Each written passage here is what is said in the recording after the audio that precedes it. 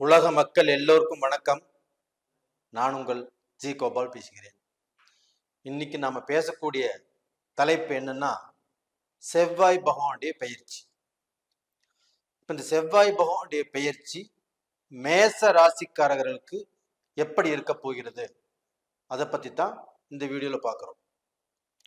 அப்ப இந்த செவ்வாய் பயிற்சி எப்ப நடக்குதுன்னா, மார்ச் மாசம் 14ஆம் தேதி இந்த செவ்வாய் பயிற்சி ஆரம்பிச்சு ஏப்ரல் மாசம் 22ஆம் தேதி வரைக்கும் 40 நாட்கள் இந்த செவ்வாய் பயிற்சி அப்படிங்கிற விஷயம் நடக்கும். அப்ப இந்த செவ்வாய் பயிற்சி அப்படின்னாவே மேசராசி. அப்ப இந்த மேசராசிக்கு செவ்வாய் பயிற்சி என்ன செய்யும்? அப்ப இந்த செவ்வாய் அப்படின்னாவே ஒரு யதார்த்தமான கிரகம். அப்ப இந்த யதார்த்தமான கிரகம்னால் இந்த செவ்வாய்க்கு தீங்கு தெரியாது, துரோகம் தெரியாது, எதையுமே வெளிப்படையாக பேசக்கூடிய எண்ணங்கள். அது போக இந்த செவ்வாயுடைய ஆதிக்கம் பெற்றவர்களால இன்னைக்கும் 4 பேர் நல்லா இருக்கிறாங்க, 10 குடும்பங்கள் ஆகப்பட்டது நல்லா இருக்குது. ஒரு குடும்பத்தை இன்னொருத்தரை வஞ்சித்து இவங்க பிழைக்கிறாங்க அப்படிங்கிறது இன்னைக்கு வரைக்கும் இல்லை. அப்ப இந்த செவ்வாயுடைய அனுகிரகமாகப்பட்டது இவங்களுடைய வாழ்க்கையில இன்னைக்கு வரைக்கும் நல்லதைத்தான் நினைக்க வைக்குது, நல்லதை செய்ய வைக்குது. எங்கேயுமே கெட்டதை பேச மாட்டாங்க. கெட்டதை பேசணும்னு நினைச்சா கூட இவங்களுக்கு அந்த பேச்சுங்கிறது வராது. அப்படிப்பட்டவர்களுக்கு கடந்த காலங்கள்ல கொஞ்சம் பின்வாங்கினாங்கன்னு எதுல பின்வாங்கினாங்கன்னா, செய்யக்கூடிய தொழில்ல ஒரு திருப்தி இல்லை. சனி பகவான் நல்லா இருக்குன்னு சொல்லியிருந்தா கூட இவங்களுக்கு அந்த தொழில்ல நல்ல திருப்திங்கிறது இல்லை.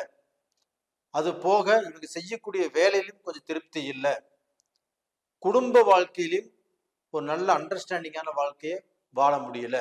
அப்ப இதனால மனசு உடைஞ்சு மனசு ரணமாகி பல வேதனையில தான் இந்த மேசராசியில ஒரு சிலர் ஆகப்பட்டது வாழ்ந்துட்டு இருந்தாங்க.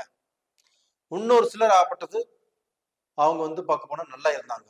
எப்படி நல்லா இருந்தாங்கன்னா, அவங்களுடைய ஜென்ம ஜாதகத்தில் நடக்கக்கூடிய தசா புத்திகள் எப்படி இருக்குன்னு பார்த்தாங்க. அப்ப அந்த காலகட்டத்துல அவங்களுக்கு எல்லாமே சாதகமாக இருந்தது. அது சாதகமாக இருந்ததுனால அவங்களுக்கு இந்த கோல்சார பலனும் நல்லா இருந்தது. அந்த ஜென்ம ஜாதகத்தின் மூலியமாக அவங்களுக்கு நடக்கக்கூடிய தசா புத்திகளும் நல்லா இருந்தது. அப்ப அந்த ஜென்ம ஜாதகத்திலையும் நல்லா இல்லாதவங்க இந்த தசாபுத்தி பலன் நம்ம எவ்வளவு அழகா இருக்குன்னு எடுத்து சொன்னாலும் தனக்கு நடக்கக்கூடிய ஜென்ம ஜாதகத்தில் நடக்கக்கூடிய தசாபுத்திகள் சரியில்லைன்னா ஒன்றும் பண்ண முடியாது. அப்ப டோட்டலா பாத்தீங்கன்னா, நீங்க ஒரு விஷயம் செய்ய போறீங்க அப்படின்னா உங்களுடைய ஜென்ம ஜாதகத்தை பார்த்துக்கோங்க. இது போக நேரிலே நீங்க நிறைய பேர் என்னுடைய வீடியோ பார்க்குறீங்க, சப்ஸ்கிரைப் பண்றீங்க. கண்டிப்பா உங்களுடைய ஆதரவுக்கு என்னுடைய மனமார்ந்த நன்றிகள். மீண்டும் இப்போ பார்க்குறவங்க சப்ஸ்கிரைப் பண்ணிக்கோங்க. அதே சமயத்துல இந்த செவ்வாய் பகவான் ஆகப்பட்டது, இப்போ இந்த செவ்வாய் பகவான் இப்போ பயிற்சின்னு சொன்ன நான். அப்போ அந்த பயிற்சி ஆகப்பட்டது மகரத்திலிருந்து கும்பத்துக்கு பயிற்சியை வந்திருக்கிறாங்க. இந்த கும்பத்துக்கு பயிற்சியான அந்த 40 நாட்கள் மேச ராசிக்காரங்களுக்கு எப்படி இருக்கும்? அப்ப மேச ராசிக்கு பார்த்தீங்கன்னா 11வது இடம் கும்பம். அப்ப அந்த கும்பத்துல 11வது இடத்துல தன்னுடைய ராசிநாதன் லாபஸ்தானத்தில் இருப்பது யோகம். சனியோடு சேர்ந்திருக்கிறாரே, எப்படி சார் யோகம்னு சொல்றீங்க இப்படின்னு கேட்கலாம். கண்டிப்பா நீங்க கேட்கக்கூடிய கேள்வி நியாயமானதுதான். ஆட்சி பெற்ற சனியோடு செவ்வாய் சேர்ந்தால் அது யோகத்தை தான் செய்யும். இது சாஸ்திர விளக்கம். அப்ப இந்த சாஸ்திர விளக்கத்தின் பிரகாரம் சனி பகவான் ஆட்சியா இருக்கிறாங்க. அந்த ஆட்சி பெற்ற சனியோடு செவ்வாய் சேர்ந்ததுனாலதான் உங்களுக்கு யோகம்னு சொல்றேன். ஒண்ணு. ரெண்டாவது பாத்தீங்கன்னா, இந்த செவ்வாய் பார்க்கக்கூடிய பார்வை 4, 7, 8ஆம் பார்வையா பாக்குறாங்க. அப்ப அந்த 4ஆம் பார்வையாக உங்களுடைய ராசிக்கு 2ஆம் இடத்தை பார்க்குது செவ்வாய். அப்ப இந்த செவ்வாய் பகவான் 2ஆம் இடத்தை பாக்குறாங்கன்னா, 2ஆம் இடம் தனஸ்தானம், கல்வி சம்பந்தப்பட்ட இடம், குடும்பம் சம்பந்தப்பட்ட இடம். அப்ப இந்த மூன்றும் சம்பந்தப்பட்ட இடத்தை அந்த செவ்வாய் பகவான் 4ஆம் பார்வையாக பார்க்கறதுனால உங்களுக்கு வந்து பணம் வரக்கூடிய வழிகள் உங்களுக்கு சாதகமாக செய்யும். அப்ப டோட்டலா பாத்தீங்கன்னா நீங்க செய்யக்கூடிய தொழிலோ பிசினஸோ வியாபாரமோ எது இருந்தாலும் அந்த ரூட்ல உங்களுக்கு வந்து கண்டிப்பாக அந்த பண பிரச்சனைகளை கண்டிப்பாக தீர்த்து கொடுக்கும்.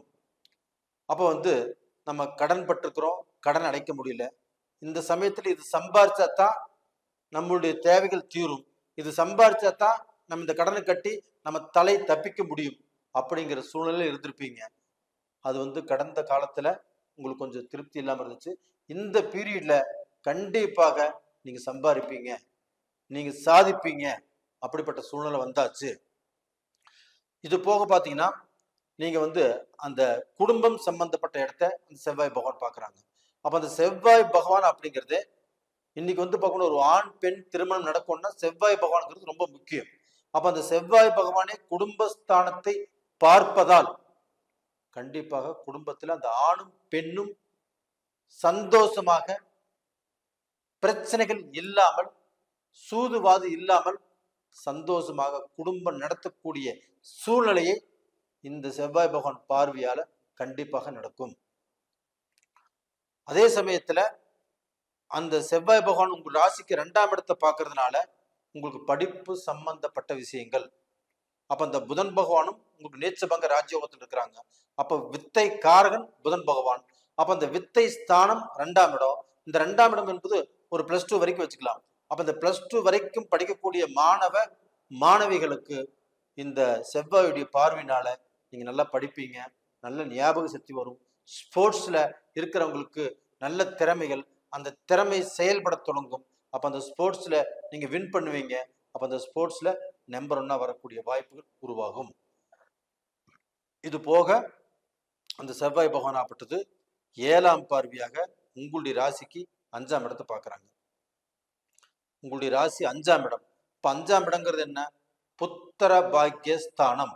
அப்ப அந்த புத்திர பாக்கிய ஸ்தானத்தை அந்த செவ்வாய் பகவான் 5ஆம் பார்வையாக பார்க்கறதுனால கண்டிப்பாக மேச ராசியில் பிறந்த ஆண் பெண் இருபாலருக்கும் குழந்தை பாக்கியம் இல்லையே அப்படிங்கிற கவலை கண்டிப்பாக இனிமேல் இருக்காது. அப்ப அந்த குழந்தை பாக்கியத்துக்கோசரம் காத்துட்டு இருக்கிறவங்களுக்கு கண்டிப்பாக அந்த குழந்தை பாக்கியம் கிடைக்கும். அப்ப வந்து உங்களுக்கு வந்து எனக்கு குழந்தை இல்லையே அப்படிங்கிற சூழ்நிலை ஆப்பட்டது மறையும். அப்ப அந்த குழந்தை இல்லைன்னு நம்ம போகாத கோயில் இல்லை, கும்பிடாத சாமி இல்லை, நம்ம குலதெய்வத்து கோயிலுக்கு போனோம், எதுவுமே நடக்கல. ஆனா இந்த பீரியட்ல கண்டிப்பாக நீங்க கோயிலுக்கு போனாலும் சரி, கோயிலுக்கு போலினாலும் சரி, இந்த பீரியட்ல கண்டிப்பாக அந்த புத்திர பாக்கியம் அது அமைவதற்கு உங்களுக்கு வாய்ப்புகள் இருக்குது. டோட்டலா பார்த்தீங்கன்னா 5ஆம் இடங்கிறது பூர்வீக ஸ்தானம். அப்ப அந்த பூர்வீக ஸ்தானம் அப்படின்னா உங்களுக்கு இருக்கக்கூடிய அந்த பூர்வீகம் சம்பந்தப்பட்ட பிரச்சனைகள் கண்டிப்பாக தீரும். அப்ப அந்த டாக்குமெண்ட் பிரச்சனைகள் ஆப்பட்டது தீரும். வம்பு வழக்கு இல்லை, போலீஸ் ஸ்டேஷன் கோர்ட் பிரச்சனை இல்லை, அப்படி இருந்தாலும் இப்ப எல்லாமே இந்த காலகட்டத்துல ஒரு பைசலுக்கு வரும். அப்ப இதுலயுமே அந்த பிரச்சனைகள் தீருது. அப்ப அந்த 5ஆம் இடம் என்பது உங்களுடைய வளர்ச்சியை குறிக்கும், உங்களுக்குள்ள இருக்கக்கூடிய திறமைகளை குறிக்கும், உங்களுக்கு கிடைக்காத வாய்ப்புகள் கிடைக்கும். இந்த வாய்ப்புகளால் நல்ல பொசிஷனுக்கு நீங்க வரப்போறீங்க. அடுத்தது பாத்தீங்கன்னா அந்த செவ்வாய் பகவான் 8ஆம் பார்வையாக உங்களுடைய ராசிக்கு 6ஆம் இடத்தை பார்க்கறாங்க. இப்ப அந்த 6ஆம் இடம் என்பது ருண ரோக சத்துருஸ்தானம். உங்களுடைய ராசிக்கு 6ஆம் இடம். அப்ப உங்களுக்கு வந்து இருக்கக்கூடிய சத்துருக்கள் தலை தெரித்து ஓடுவார்கள். ஏன்னா செவ்வாய் பகவானே அந்த சத்துருஸ்தானத்தை பார்க்கறாங்க. அப்ப உங்களுடைய ராசிநாதனே அந்த சத்துருஸ்தானத்தை பார்க்கறதுனால உங்களுக்கு சத்துருக்களால் இடைஞ்சல் இல்லை, அப்ப விரோதிகள் இல்லை. அப்ப நீங்க எடுத்த காரியத்தை தடையின்றி சிறப்பாக செய்யலாம். அப்ப அந்த 6ஆம் இடம் என்பது வெளிநாடு சம்பந்தப்பட்டது. வெளிநாட்டுக்கு நீங்க போறது, விசாக்கு அப்ளை பண்றது, வெளிநாட்டுல ஒரு வேலை வாய்ப்பு எதிர்பார்க்கறது, இது எல்லாமே உங்களுக்கு நடக்கும். அதே சமயத்துல வெளிநாட்டுல எத்தனையோ பேர் வாழ்ந்துட்டு இருக்கிறீங்க, நீங்க வந்து ரொம்ப கஷ்டப்பட்டு வாழ்ந்துட்டு இருக்கிறீங்க. இந்த கடந்த 1 வருஷம் 2 வருஷ காலத்துல உங்களுக்கு வேலை போச்சு, அந்த வேலையில நல்ல திருப்தி இல்லை, செஞ்சுட்டு இருந்த பிசினஸ்ல நல்ல திருப்தி இல்லை, நல்ல முன்னேற்றம் இல்லை. நம்ம எப்படா நம்ம வாழ்க்கையில முன்னுக்கு வருவோம், நம்ம எப்ப சம்பாதிப்போம், எப்ப சாதிப்போம் அப்படின்னு எதிர்பார்த்துட்டு இருக்கிறீங்க. அந்த காலகட்டம் இப்போ வந்தாச்சு. இன்னையிலிருந்து நீங்க நல்லா இருப்பீங்க, நல்ல நிலைமைக்கு வருவீங்க. உங்களுக்கு ஜெயிப்பது நிஜம். உங்க வாழ்க்கையில எந்த கஷ்டமும் இல்லாமல், கடனும் இல்லாமல், கடனை அடைத்து கஷ்டம் இல்லாத வாழ்க்கை வாழ போறீங்க. உங்க குடும்ப ரீதியாக நல்ல வாழ்க்கை வாழ போறீங்க. இது உறுதி. இப்ப நேயர்களே, இந்த பதிவு பிடிச்சிருக்குன்னு நினைக்கிறேன். இந்த பதிவு பிடிச்சிருந்தால் லைக் பண்ணுங்க, சப்ஸ்கிரைப் பண்ணுங்க. ஆல் ஆல் ஆப்ஷன்ஸை ஆல் அப்படிங்கிற பெல் பட்டன் பிரஸ் பண்ணிக்கோங்க. உங்களிடமிருந்து விடைபெறுவது உங்களின் ஜி கோபால். நன்றி, வணக்கம்.